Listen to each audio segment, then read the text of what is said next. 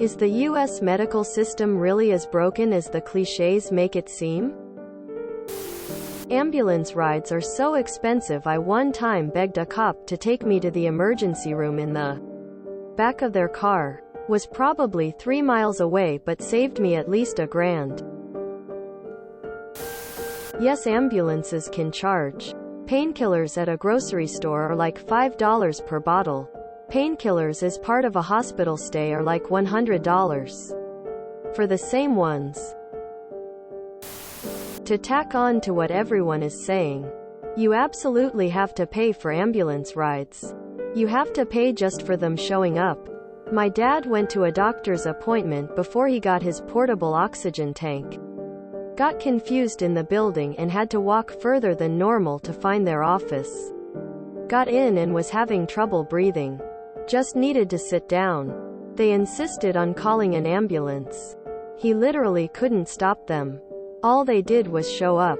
Tell him to take some deep breaths and relax. $225.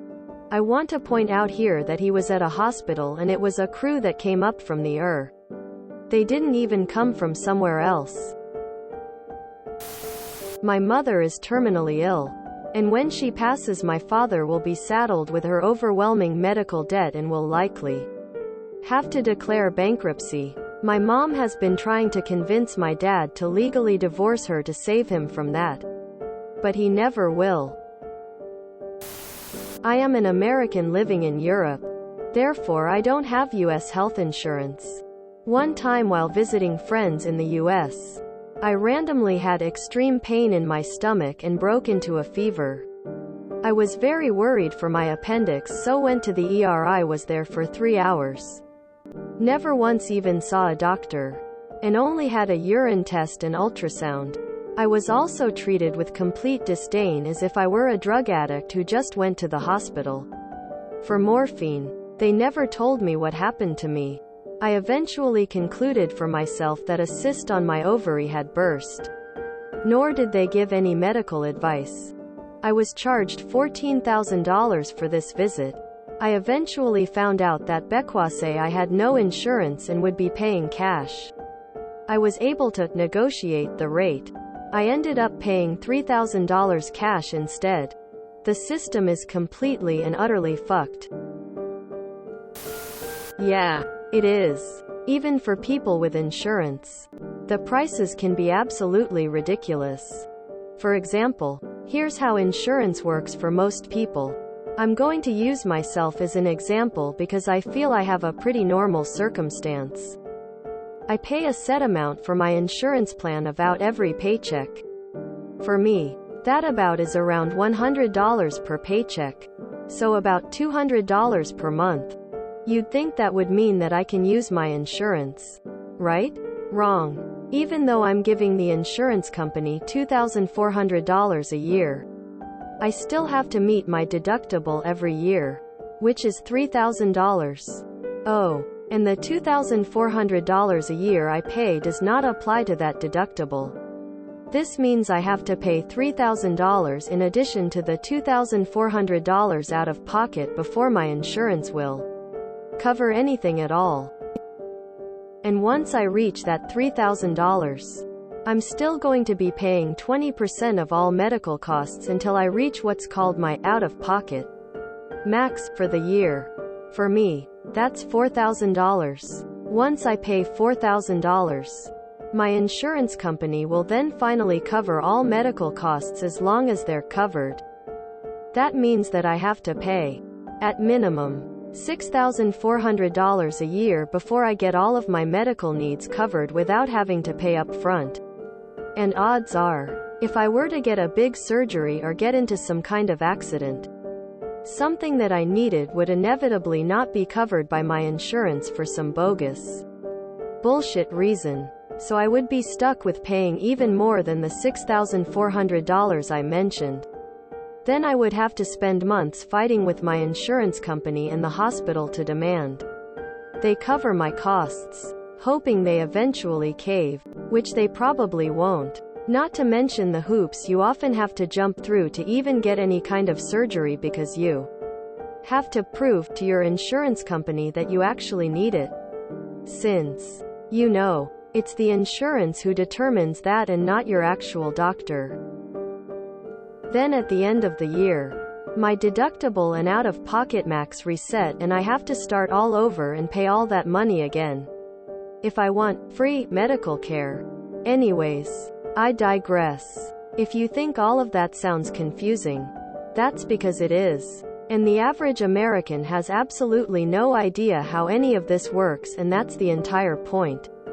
Insurance companies rely on innocent Americans not knowing how the system works, so they get conned into racking up tons of debt to the point that they have to file bankruptcy.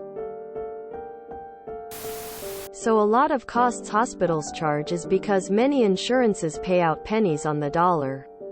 It's like a negotiation where one party starts stupid high in hopes you might just get it. But most insurance companies will have set prices or only pay percentages. So let's say some medicine actually costs $10, the hospital will charge $50 to the insurance knowing they will only pay 20% of the cost, so in the end the hospital actually gets $10. I've had good luck with insurance and bills. My wife just had to have surgery that required 4 days in the hospital and we paid $200 for the entire thing. But I do pay almost $300 a month for my insurance. My mom tried to go see the doctor, waiting for 3 hours before leaving.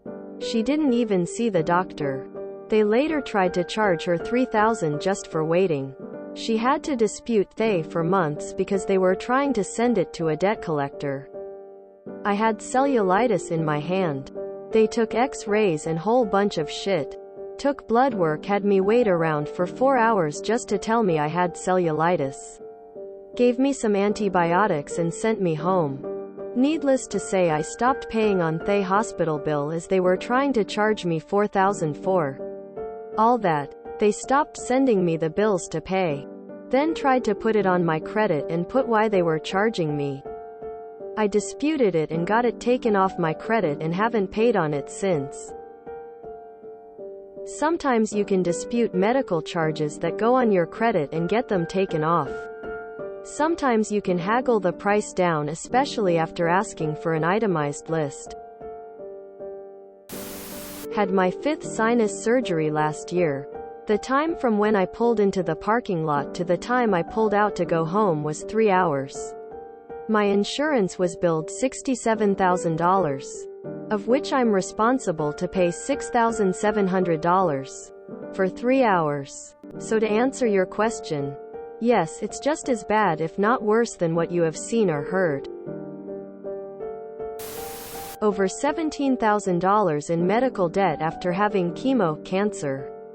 And that's after insurance and after the too poor to pay systems covered about 2/3 of it. Yes, I had really crappy insurance. I was in my 20s. And I only had it in case of emergency. But I also made under $30,000 a year. At first, they said my bills would be covered because I met the poverty standards for my state. Then, 2/3 of the way through, they said I didn't qualify because I had a credit card I could put it on. TLDR. Yes, it's seriously messed up. My cousin lost 2 fingers falling under a lawnmower and went to an emergency room. Sit there 2 hours and was told, sorry, we can't help you, you have to go to another hospital. Then was sent a $2,000 bill for sitting in their waiting room receiving no help. These comments I've seen also only cover the corruption of health insurance. We also have separate vision and dental insurance. It's pretty common to have poor vision insurance, so it's normal for many Americans to spend around $300 to $600 a year per family member to get glasses or contacts. Dental also only covers so much. No idea how families afford to exist in America. I know a lot do fly to Mexico for health and dental care because it's much more affordable. I have cancer. I found out it's acceptable when you change insurance for them to deny you medication.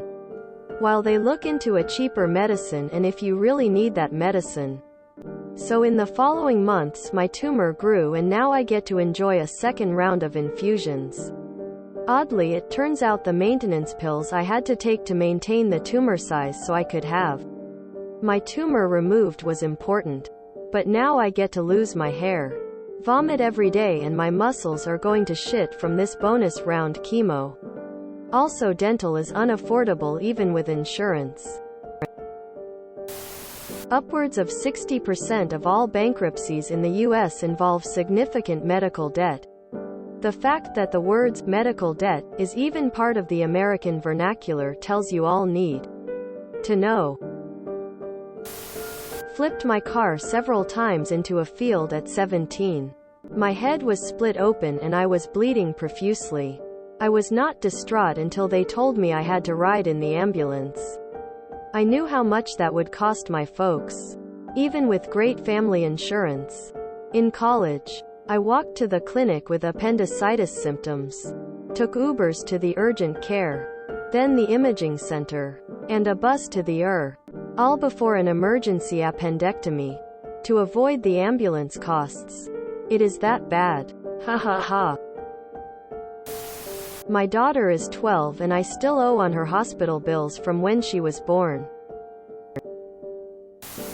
All the jokes are true. Our system is shattered. People who really need help go without. Insurance costs hundreds to thousands per month for decent coverage if you don't have a job that offers benefits. Prevention teaching is sidelined because heart disease, diabetes, and cancer are big-time moneymakers for hospitals. I'm in a U.S. nursing school right now being taught how to help treat these diseases and how to educate patients on how to prevent them. It's all bullshit. The information is good. Diet, exercise, manage stress, etc. All to prevent those 3 big diseases I mentioned earlier. But do you think a hospital is going to pay a nurse to teach prevention for its biggest money maker? Or pay a nurse to help treat people who can bring in the biggest profit? I work in EMS, too, and let me tell you I could teach until I'm blue in the face, but people where I'm at generally don't give a shit. So the insurance companies, healthcare admins, and some doctors make their nut off of my and my coworkers' labor and then pay us next to nothing. My base is $14.79 per hour to help handle emergencies as an AEMT.